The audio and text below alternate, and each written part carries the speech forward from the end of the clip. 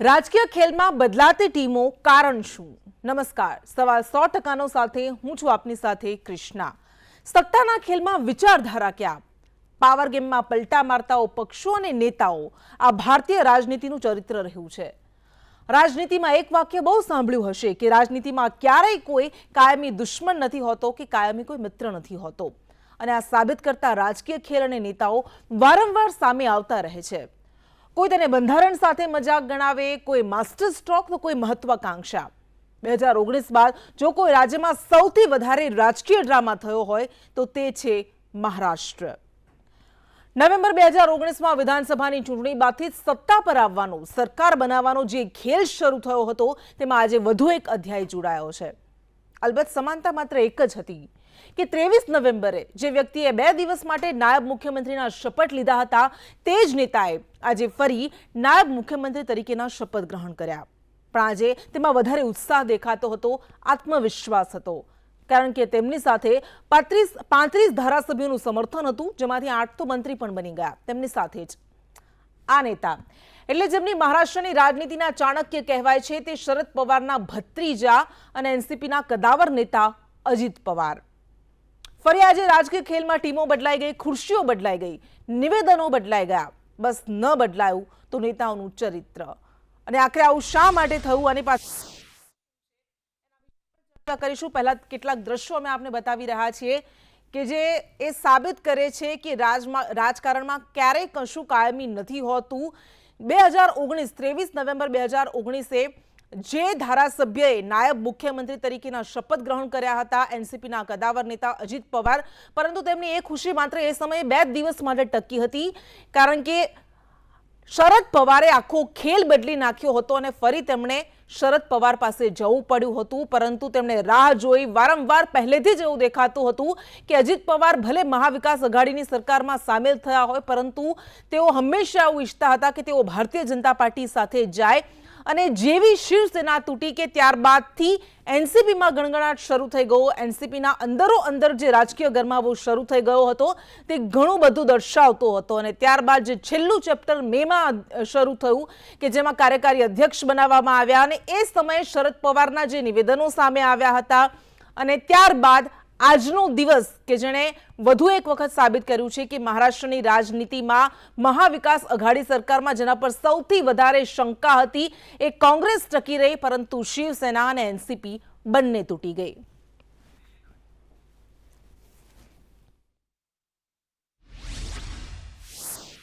मुख्यमंत्री साहब आपकी पार्टी के डबल इंजन वाला सरकार मोदी जी के नेतृत्व में चल रहा था, इसको अभी ट्रिपल इंजन मिल गया है।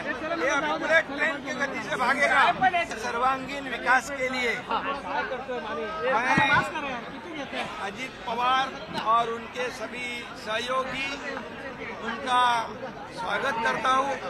निश्चित रूप से उनके अनुभव का भी सरकार को फायदा होगा, जनता को फायदा होगा। અને આની પાછળના ઘણા બધા કારણો દર્શાવવામાં આવી રહ્યા છે, પરંતુ શું કારણો છે તેના વિશે પણ આપણે ચર્ચા કરીશું। 2024ની લોકસભાની ચૂંટણી પહેલા વિપક્ષી એકતાની જ્યારે વાતો થઈ રહી છે ત્યારે આ કેટલો મોટો ઝટકો, મહાવિકાસ અઘાડીને કેટલો મોટો ઝટકો, શરદ પવારને કેટલો મોટો ઝટકો। તેઓ કહી રહ્યા છે કે હું ફરી એક વખત પાર્ટીને ઊભી કરીશ, પરંતુ શું હવે આ ઉંમરે તે શક્ય બનશે ખરું?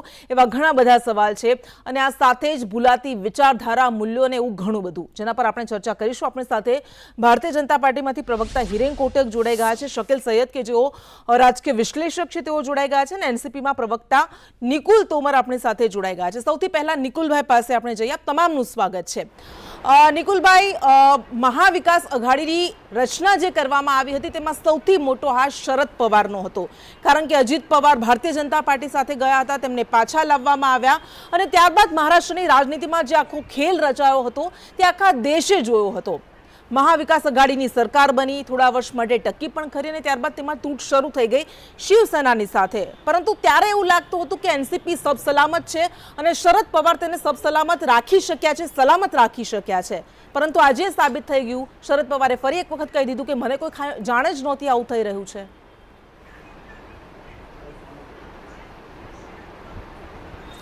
એક વાત હું આપને કહેવા માંગીશ કે જે 2 દિવસ પહેલા મોદીજીએ જે ભાષણ આપેલું એનો પ્રતાપ આ છે 2 દિવસ પહેલાં મોદીજી એમ કહેતા હતા કે એનસીપી એક જે પાર્ટી છે એમની ઉપર ભ્રષ્ટાચારનો આરોપ કહેતા હતા. આજે એ ભ્રષ્ટાચાર પાર્ટીની જોડે એ ડેપ્યુટી સીએમ બનાવીને અને આગળની કામ ચાલુ કરી રહ્યા છે અને સરકારમાં એમને ડેપ્યુટી સીએમ બનાવ્યા છે.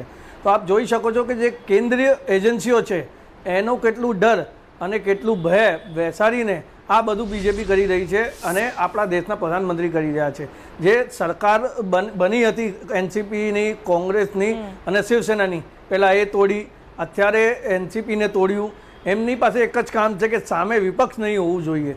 એ આપણા પ્રધાનમંત્રીનું કામ છે, બીજો કોઈ કામ નથી. એમની પાસે દેશ કેવી રીતે તરક્કી કરે, કેવી રીતે આગળ વધે, એમને કોઈ લેવા દેવાની દેશ એમને લેવા દેવા છે કે સામેની પાર્ટીને કેવી રીતે તોડવું. અને જ્યારે તમારો પક્ષ નબળો હોય, તમારે અંદર આંતરિક ઉથલપાથલ થતી હોય, ખેંચતાણ થતી હોય, કારણ કે કાર્યકારી અધ્યક્ષ બનાવવામાં આવ્યા. અજીત પવારને એવી આશા હતી કે આટલા વર્ષો મેં ઈમાનદારીથી કામ કર્યું છે, કદાચ મને વારસદાર તરીકે પસંદ કરવામાં આવશે, પરંતુ સુપ્રિયા સુલેને કાર્યકારી અધ્યક્ષ બનાવી દેવાયા, પ્રફુલ્લ પટેલને બનાવી દેવાયા, તો એમને પણ એ નારાજગી તો હોય ને કે મને કોરાણે મૂકવાની કોશિશ થઈ રહી છે. તો આપને યાદ હોય કે પ્રફુલ્લ પટેલ તો એમની સાથે જ છે. એવું કશું નથી બેન, ખાલી આ જે મેં આપને કીધું ને એ પાવર ગેમ છે. એ પાવરના કારણે 2 દિવસ પહેલા જે મોદીજીએ ભાષણ આપ્યું એનો એપિસોડ છે, બીજું કંઈ નહીં. અને આગળ હા, પ્રફુલ્લ પટેલ સાહેબ જોડે અત્યારે મારી વાત નહીં થઈ. જ્યારે મારી વાત પ્રફુલ્લભાઈ જોડે અને પવાર સાહેબ જોડે, અમારી પાર્ટીના એક કદ્દાવર નેતા છે બંને, એ બંને જોડે અમારી વાત થશે ત્યારે હું આપને આ વાત ઉપર ક્લિયર કરી શકીશ કે આ પ્રફુલ્લભાઈ ત્યાં શા માટે હતા, કે આગળની એનસીપીની રણનીતિ શું છે. 6 તારીખે પવાર સાહેબ એનસીપીના વરિષ્ઠ નેતાઓ સાથે બેઠક કરશે, એના પછી આગળની રણનીતિ તય થશે. અચ્છા, ઠીક છે. આવીશું આપની પાસે. હિરેનભાઈ, આખું મતલબ આ દરેક વ્યક્તિ જોઈ શકે એવી બાબત છે. 2014માં અને 2019માં આ જ અજીત પવાર પર તમે સિંચાઈ કૌભાંડને લઈને આરોપ લગાવ્યા હતા, તમે કોઓપરેટિવને લઈને આરોપ લગાવ્યા હતા અને તમે એવું કહ્યું હતું કે ભ્રષ્ટાચારની આદર્શ મૂર્તિ છે, આદર્શ ઉદાહરણ છે. એ ભ્રષ્ટાચારના આદર્શ ઉદાહરણ સાથે તમે હાથ મિલાવી લીધા. આ તો તમારી કેવી રાજનીતિ છે? જે બાબત દેખાતી નથી બહુને બધાને સારી રીતે, એ બાબત ઉપર જ ધ્યાન આપીએ તો ધારાસભાના સભ્ય એટલે ધારાસભ્ય, અને ધારાસભ્ય એટલે લોકોના મતનું જે પરિણામ આવે છે એના પ્રતિનિધિઓ. તો ધારાસભ્યો સ્વાભાવિક રીતે લોકોના મતના પ્રતિનિધિત્વ સાથે જવું પડે, એ સ્વાભાવિક વસ્તુ આપણે લોકશાહીમાં આપણે સૌ સમજીએ છીએ. એ બાબતમાં આપ પણ સહમત હશો. ત્યારે જે મત 2019ની જે ઘટનાઓ આપણે યાદ કરીએ છીએ, ત્યારે આપણે એ પણ યાદ કરવું છે કે લોકોનો મત, લોકોનો મેન્ડેટ એ જેની સાથે હતો, એની સાથે આજે એ ધારાસભ્યો એમના પ્રતિનિધિઓ એટલે કે એ જેમના પ્રતિનિધિ છે એવા મતદારોના જે સન્માન છે એને સાથે એ રહ્યા. અને આજની સ્થિતિ એ છે કે એ તમામ ધારાસભ્યો જેમને એક ત્યારથી પણ ખટકતું હતું, 2019ની પણ વાત કરીએ તો એમણે જે અજીત પવારે શપથ લીધા હતા ત્યારથી જે પ્રકારે એમાં સુપ્રિયા સુલેની સલાહથી શરદ પવારજીએ જે પ્રકારે આ નિર્ણય કર્યો અને અજીત પવારને રોક્યા હતા. પરંતુ આપે જેમ વાત કરી, આપે જે પ્રશ્ન કર્યો એનસીપીના પ્રતિનિધિને, એ જ રીતે એ જ સ્થિતિ બની કે ત્યાં પણ ક્યાંક ને ક્યાંક પરિવારવાદ જેવો શબ્દ સામે આવી રહ્યો છે. હજુ આજે પણ જ્યારે શરદ પવારજી એ જ સવાલનો જવાબ આપી રહ્યો છું, પણ એ જરા તમે સમજો. શરદ પવારને જે રીતે અત્યારે હમણાં એમના ઇન્ટરવ્યુમાં વાત કરી, હું વાત કરી લઉં પછી તમે કરજો, તમે વાત કરતા વચ્ચે નથી બોલ્યો. શરદ પવારે હમણાં જે વાત કરી એમાં એમણે કીધું કે હું કોંગ્રેસ અને ઉદ્ધવ ઠાકરે સાથે બેસીને ચર્ચા કરીને આ ઘટના વિશે હું મૂલવણી કરીશ. આ જે સ્થિતિ એમની છે એ યાદ કરવાની છે. 1978માં આપણે યાદ કરીએ તો ઇન્દિરા ગાંધીજી સાથે છેડો ફાડીને એમણે એક જનતા દળ સાથે ગઠબંધન કરીને સરકાર રચી હતી. એ 78નું ઉલટું કરતાં 1987માં રાજીવ ગાંધી સાથે એણે ફરીથી કોંગ્રેસમાં પ્રવેશ કર્યો અને ફરીથી એમણે મુખ્યમંત્રી પદના શપથ લીધા. ત્રીજી વખત પણ એમણે એ જ રીતે તડજોડની રાજનીતિ દ્વારા એમણે આ બન્યું અને છેલ્લે નરસિંહ તિવારી વખતે એટલે આ છે જે કરેલું ભોગવાય છે. નહીં હિરેનભાઈ, મેં જે સવાલ પૂછ્યો હતો કે ભ્રષ્ટાચારી સાથે તમે હાથ કેમ મિલાવ્યા, અત્યાર સુધી તમે એમ કહેતા હતા કે આદર્શ ઉદાહરણ છે ભ્રષ્ટાચારનું, તો તમારી એવી તો કઈ મજબૂરી છે કે દરેક વખતે ભ્રષ્ટાચારીઓને તમારી પાર્ટીમાં લેવા પડે છે અથવા તેમને સમર્થન આપવું પડે છે? ભ્રષ્ટાચારીઓને લેવા પડે છે કે ભ્રષ્ટાચાર સાથે હાથ મિલાવી છે એ શબ્દ સંપૂર્ણપણે ખોટો છે અને એ આરોપ તો ઉપજાવી તમે જ કઢાયેલો છે. લગાવ્યા હતા. હા, એટલે એ કોંગ્રેસ એવા વિચારો ધરાવે છે ને એવું કહેતી રહે છે, એ બરાબર તમે છે. કેમ આરોપ બધા લગાવ્યા લોકો હતા? વિરોધીઓમાં એવું ચોક્કસપણે બનતું હોય છે, પરંતુ જે લોકોનું પ્રતિનિધિત્વ કરવાનું છે એ લોકોના મત સાથે જવું જોઈએ, એ ધારાસભ્યોની ફરજ હોય છે. અને એ ફરજના ભાગરૂપે જેટલા ધારાસભ્યો છે એ જ્યારે પણ આ દેશના વિકાસની ગાથામાં સાથે જોડાવા માંગતા હોય એ લોકો જોડાય છે. અચ્છા, હા, એટલા માટે જ ભારતીય એટલે જનતા અઘાડીની પાર્ટીને સ્થિતિ- વોશિંગ મશીન પણ કહેવાય છે. ચલો, એવા આરોપ અઘાડીની લાગતા સ્થાપના રહે કોને છે. કરી એમને તમને જો ખ્યાલ હોય તો હિતેન્દ્ર ઠાકર નામના એક વ્યક્તિએ કરી હતી અને એનસીપીના જ એ ધારાસભ્ય એક વખત રહી ચૂક્યા છે, એમણે જ અઘાડીની સ્થાપના કરી હતી અને એ જ અઘાડીની સ્થાપના અત્યારે ઉઘાડી પડી છે. આ સ્થિતિ બની છે કેમ કે ઠીક છે, જ્યારે પણ કોણ ઉઘાડું પડ્યું? મહાવિકાસ લોકોના અઘાડી મેન્ડેટથી સરકાર- ઉપર હા, તમારું ઠીક કે છે. મારું મંતવ્ય છે જ ઓકે નહીં. ઓકે, એ જે ઉઘાડા પડ્યા પણ તમે પણ ઉઘાડા તો પડી જ ગયા છો, કારણ કે તમે સત્તાની મલાઈ ચાટવા માટે કોની પણ સાથે બેસી જાઓ છો, એ તો સાબિત ફરી એક વખત થઈ ગયું છે. શકીલ સૈયદ પાસે આપણે ફરી એક અમે વખત તો જઈએ. સત્તામાં હતા જ બેન. શકીલ, હા, તો તમે કેમ હિમંતા બિસ્વા શર્મા કે જેમના ઉપર તમે આરોપ લગાવો છો કે આ તો આપણે તો ભ્રષ્ટાચારી છે, મહારાષ્ટ્રની એમને વાત કરીએ તમારામાં છીએ. લાવો છો અને ત્યારે આપણે મુખ્યમંત્રી યાદ બનાવી કરવું દો પડે કે છો. અત્યારે તો પછી જે માત્ર અજીત ને પવાર માત્ર પર એનડીએની ભ્રષ્ટાચારી સરકાર છે હોવાના આરોપ ત્યાં. લગાવો છો, એમની સાથે ફરી એકનાથ પાછા શિંદે મુખ્યમંત્રી છે, દેવેન્દ્ર ફડણવીસ નાયબ મુખ્યમંત્રી છે અને એમાં આ લોકો ભળ્યા છે. અચ્છા, અત્યારે આ હા, સત્તા ભળ્યા છે. મેળવવા પણ માટેનું કોઈ કારણ કે તમને છે કદાચ નહીં. ખબર હતી કે આ સરકાર ગમે ત્યારે પડી શકે છે, એટલે જેટલી મજબૂત બને એટલું વધારે સારું, જેટલા પિલર વધારે Speculation થી જોડાય રાજનીતિ એટલું નથી વધારે ચાલતી. સારું. પણ તો રાષ્ટ્રની સવાલ તો એ અંદર છે કે ભાવના હોવી ભ્રષ્ટાચારી જોઈએ. સાથે હાથ જ ન મિલાવવા જોઈએ, એટલી બધો આદર્શવાદ હોય, એટલા બધા મૂલ્યો હોય તો ધારણા- પણ એ નથી દેખાતા ધારણાઓથી હોતા, એ રાજનીતિ વાતો નથી હોય છે ચાલતી ખાલી. બેન. શકીલ સૈયદ પાસે જઈએ. શકીલભાઈ, શરદ પવારનું એ હતું 1977માં જ્યારે ઇન્દિરા ગાંધી હાર્યા, ત્યારબાદ એક વર્ષ પછી એમના જ મેન્ટોર યશવંતરાવ દ્વારા કોંગ્રેસ યુની સ્થાપના કરવામાં આવી હતી, તેમની સાથે તેઓ મળ્યા અને જનતા પાર્ટીના સમર્થનથી તેમણે મુખ્યમંત્રી તરીકેના શપથ ગ્રહણ કર્યા. ત્યારબાદ 86માં કોંગ્રેસમાં ફરી સામેલ થયા, 99માં ફરી સોનિયા ગાંધીના મુદ્દાને લઈને તેમણે કોંગ્રેસ સાથે છેડો ફાડ્યો અને ફરી પછી તેઓ યુપીએ સાથે રહ્યા હતા, યુપીએની સરકારમાં તેઓ જોડાયા હતા. પરંતુ અત્યારે જે આ આખું મહારાષ્ટ્રની રાજનીતિમાં બન્યું છે, તમને શું લાગે છે કે લોકસભાની ચૂંટણી પહેલા એક તરફ જ્યારે વિપક્ષો એક થવાની કોશિશ કરી રહ્યા છે, ત્યારે આ મોટો ઝટકો કહેવાશે ખરી? બિલકુલ બિલકુલ, શરદ પવાર માટે આ બહુ મોટો સેટબેક છે. આપણે બપોરે પણ ચર્ચા કરી કૃષ્ણા. મેઇન મુદ્દો એ છે કે અજીત પવાર સાથે કેટલા ધારાસભ્યો છે, એમને દાવો કર્યો છે અત્યારે કે મારી સાથે 17 ધારાસભ્યો છે, એમાંથી 8 મંત્રીના શપથ લીધા છે, તેમણે ડેપ્યુટી મુખ્યમંત્રીના શપથ લીધા છે. 45 એનસીપીના ધારાસભ્યો છે, એમાંથી 3 ધારાસભ્યો જેલમાં છે, નવાબ મલિક અને બીજા બધાની સામે કેસો ચાલી રહ્યા છે. બીજા 42 ધારાસભ્યોમાંથી 17 એમની પાસે છે. ચૂંટણી પંચ અને એમના જે નિયમો છે તે નિયમો 2/3 ધારાસભ્ય હોય તો એને આ દલ બદલુ તરીકે નહીં ગણીએ, પણ એમને પોતાની રીતે એક અલગ પાર્ટી તરીકેનો એસ્ટાબ્લિશ તરીકે ગણી શકાય છે. એ શિવસેનામાંથી પણ આપણે જોયું કે ચૂંટણી પંચે એ જ પ્રમાણે પોતાનો નિર્ણય જાહેર કર્યો કે જે બહુમતી ધારાસભ્યો જેની પાસે હતા તેમને પાર્ટીનો સિમ્બોલ અને પાર્ટીનું નામ આપવામાં આવ્યું.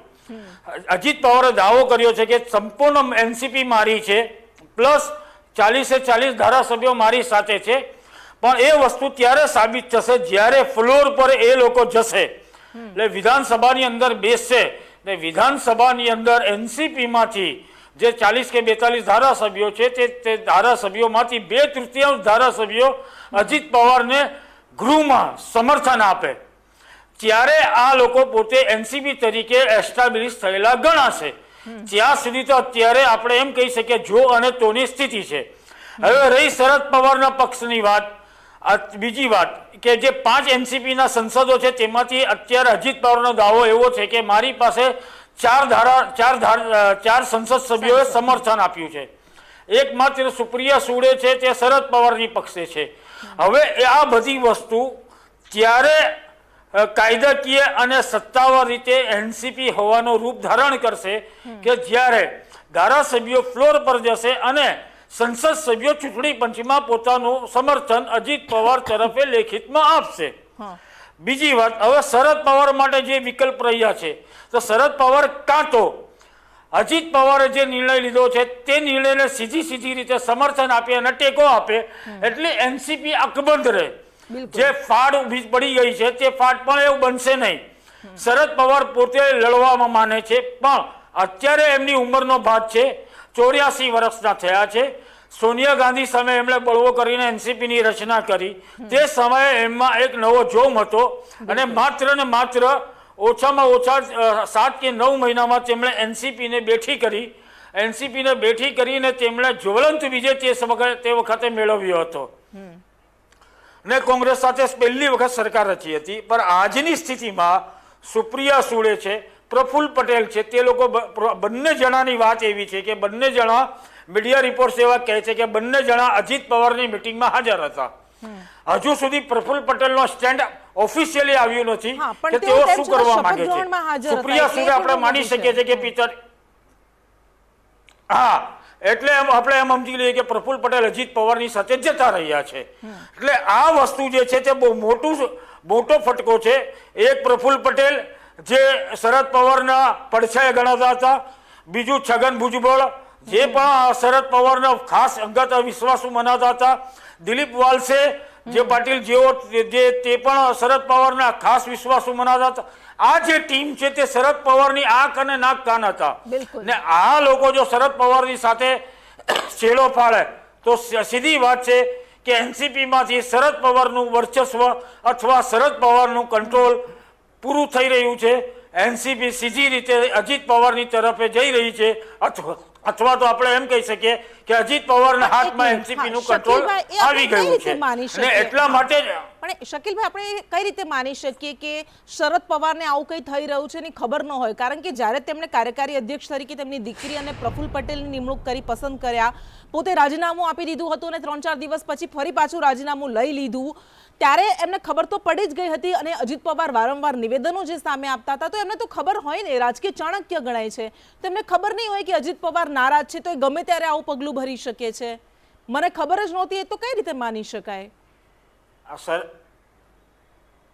હવે આપણે શરદ પવારના પોલિટિકલ કદ્દાવર નેતા છે, આપણે માની લઈએ. તેમનું બહુ મોટું કદ છે, કેન્દ્રમાં તેઓ રહ્યા, મહારાષ્ટ્રમાં મુખ્યમંત્રી તરીકે વખત તેમણે પોતાની સેવાઓ આપી છે. પણ મુદ્દાની વાત, આપણે શરદ પવારનું બેકલેસ જે થઈ ગયું છે તે બેકલેસ ઉદ્ધવ ઠાકરેની સામે જ્યારે એકનાથ શિંદે બળવો કર્યો ત્યારે શરદ પવારની એનસીપી પાસે મહત્વના ખાતાઓ હતા. તો ત્યારે પણ આપણે ઓબ્ઝર્વેશન કર્યું હતું કે શરદ પવાર ક્યાંક ને ક્યાંક આ સ્થિતિમાં મૂર્છિત અવસ્થામાં આવી ગયા છે અથવા તો મૂર્છિત થવાનો એમણે દેખાવો કર્યો છે. સેમ કન્ડિશન આજે પણ બની રહી છે.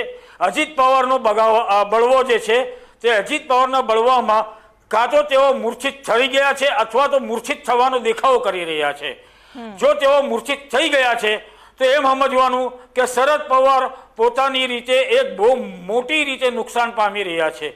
ને જો એ મૂર્છિત થવાનો દેખાવ કરી રહ્યા છે તો એમ સમજવાનું કે તેમના છુપા આશીર્વાદ છે. પણ જે પ્રકારે નિવેદનો એમના આવ્યા છે, આજે સવારથી આવ્યા છે, સવારે પણ એમણે એમ કહ્યું છે કે મને કંઈ ખબર નથી અજીત પવારે શું કર્યું છે. હમણાં પણ એમનું એક નિવેદન એવું આવ્યું છે કે તેઓ પાર્ટીને ફરી બેઠી કરશે. તૂટતે ને જોડાતી રાજનીતિ, તૂટતા ને જોડાતા રાજકીય પક્ષો આ ભારતીય રાજનીતિમાં નવી વાત નથી. આ વર્ષોથી, દાયકાઓથી આવું ચાલતું રહ્યું છે. પરંતુ મહારાષ્ટ્રની રાજનીતિમાં છેલ્લા 4 વર્ષમાં જેટલા ટ્વિસ્ટ એન્ડ ટર્ન્સ આવ્યા છે એટલા કદાચ કોઈ રાજ્યની રાજનીતિમાં નહીં આવ્યા હોય. ચર્ચામાં આપણે આગળ વધીએ. હિરેનભાઈ, આપની પાસે આવીએ. માત્ર આપણે આના પહેલા તમે કહ્યું કે લોકો પ્રતિનિધિ તરીકે ચૂંટે છે અને પ્રતિનિધિ જે ડિસાઇડ કરે એ આપણે પસંદ કરવાનું હોય છે, સ્વીકારવાનું હોય છે. પરંતુ ભારતીય જનતા પાર્ટી કે જે પોતાને પાર્ટી વિથ ડિફરન્સ હોવાનો દાવો કરે છે, શા માટે એવું કહેવાય છે કે પોતાનો સત્તાનો દુરુપયોગ કરીને અન્ય પક્ષના નેતાઓને પોતાની તરફ ખેંચે છે? સત્તાનો દુરુપયોગ કરીને એ શબ્દ પણ વપરાય છે ને, હજુ 2 શબ્દ બીજા પણ વપરાય છે કે જેમાં લાલચ અને ભય.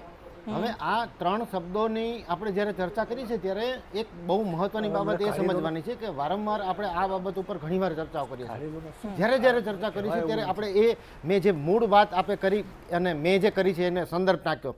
એ સંદર્ભ એ જ છે કે લોકોનો મત શું છે, લોકોએ મત શું આપ્યો છે. લોકોએ જે મેન્ડેટ આપ્યો હોય એ મેન્ડેટની સાથે જેવી રીતે લોકોના પ્રતિનિધિઓને પણ જવું પડે તો એના પ્રતિનિધિઓ એટલે કે ધારાસભ્યો અને ધારાસભ્યો જે નિર્ણય લેતા હોય છે એ માત્ર ને માત્ર દેશ કઈ દિશામાં જઈ રહ્યો છે, વિકાસની દિશામાં જઈ રહ્યો છે, વિકાસની સાથે રહેવું છે એવો નિર્ણય જો કરે તો એને આપણે લાવ્યા ન કહેવાય, આવ્યા કહેવાય. એટલે અહીંયા આવ્યા શબ્દ ઉપર આપણે ખાસ કરીને વજન મૂકવાનું છે અને એ જ વજન એકનાથ શિંદે વખતે અને અજીત પવારજી વખતે પણ છે. હવે મારે તમને ખાલી નાની એવી વાત કરવી છે કે આપ યાદ કરો 1991માં માન્ય રાજીવ ગાંધીજીની જ્યારે હત્યા થઈ ત્યારે એમના નિધન બાદ જે પ્રકારે જે એક વેક્યુમ ઊભું થયું જે કેન્દ્રીય લેવલે એટલે કે પીએમના પદ માટે એક નિર્ણય કરવાનો હતો, ત્યારે નારાયણ દત્ત તિવારી અને શરદ પવારજીના નામો આગળ ચાલી રહ્યા હતા. નારાયણ દત્ત તિવારી લોકસભાની ચૂંટણી હારી ગયા હતા અને શરદ પવાર છે એ એકમાત્ર ચહેરો દેખાઈ રહ્યા હતા. ત્યારે સોનિયા ગાંધીએ નિર્ણય કર્યો અને પરિવારવાદને પ્રાધાન્ય આપ્યું અને એમના દ્વારા પસંદ કરાયેલા નરસિમ્હા રાવને તે વખતે પ્રધાનમંત્રી બનાવેલા.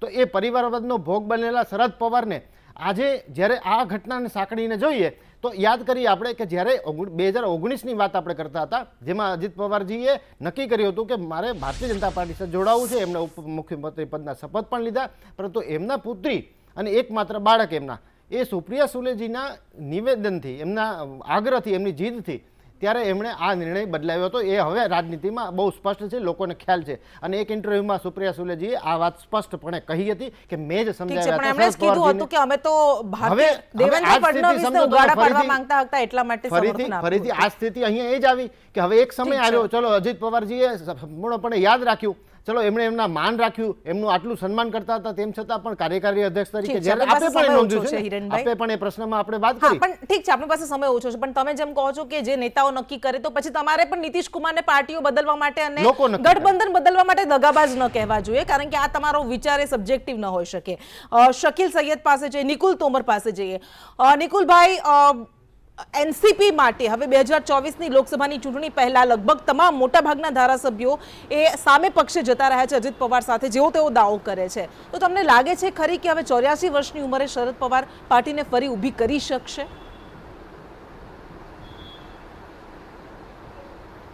પવાર સાહેબ માટે કહેવાય છે કે આનાથી પહેલાં બી 90sના ટાઈમે એમની 50 MLA હતા, એ એમને 50 MLA છોડીને જતા રહ્યા હતા, પાછા એ 50 MLA લઈને આવ્યા. આજે આપને એમનો વક્તવ્ય સાંભળ્યું હોય તો એમને શું કીધું કે મને ખબર નથી અત્યારે મારી જોડે કેટલા ધારાસભ્ય છે, મને એની ચિંતા બી નથી, હું પાછો મારી પાર્ટીને ઊભી કરીશ અને પાછા ધારાસભ્ય બનાવીશ. એટલે પવાર સાહેબની જે તાકાત છે એ જનતા છે. આપની વાત સાચી કે ઉંમર પર પવાર સાહેબ આજના ટાઈમે બી 8-9 કલાકે કામ કરી રહ્યા છે. એમના ચહેરા ઉપર મત મળી રહ્યા છે, પબ્લિક પવાર સાહેબને પસંદ કરે છે. સમય નથી. છેલ્લો જવાબ લઈ લે શકીલભાઈ પાસેથી. શકીલભાઈ, બીજી ઘણી બધી વાતો છે, પરંતુ જે અજીત પવાર એવું કહેતા હોય કે અમે તો પહેલા પણ ભારતીય જનતા પાર્ટી સાથે ગઠબંધન કર્યું હતું, જ્યારે શિવસેના સાથે ગઠબંધન કર્યું ત્યારે પણ વિચારધારા નહોતી રાખી, તો હવે શેની વિચારધારા? આપને લાગે છે કે આ ગઠબંધનની રાજનીતિમાં વિચારધારાઓ હવે સંપૂર્ણપણે ભૂલાઈ ગઈ છે?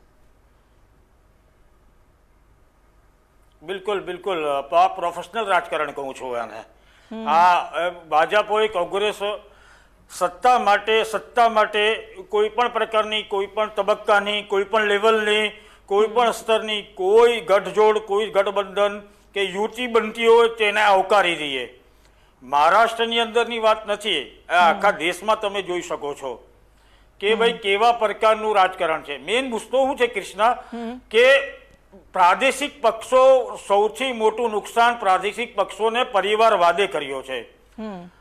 બિહારમાં તેજસ્વી વર્સિસ તેજ પ્રતાપ છે, યુપીની અંદર અખિલેશ વર્સિસ બીજા છે, તામિલનાડુમાં સ્ટાલિન વર્સિસ બીજા બધા છે, સેમ કન્ડિશન બની રહી છે તેલંગાનામાં ટીઆરએસ વર્સિસ બીજા બધા છે.